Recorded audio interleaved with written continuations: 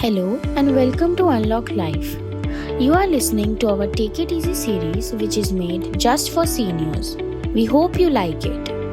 In this episode, we will see how to convert your voice to text on WhatsApp.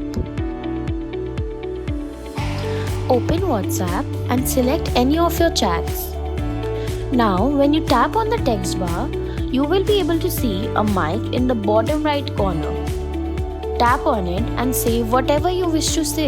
For example, "आप कैसे हैं?" You can now see that a voice has changed to text, saying "आप कैसे हैं?"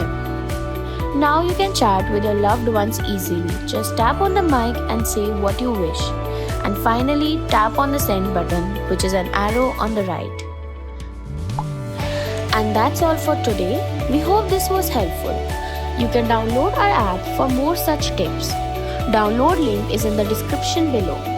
Our app also provides assistance for any need seniors may have. Our library has a huge collection of music, videos, games, and more for seniors. You can also join our exclusive social club for seniors to socialize, discover, and enjoy. You can also call or WhatsApp us at 98989 58411.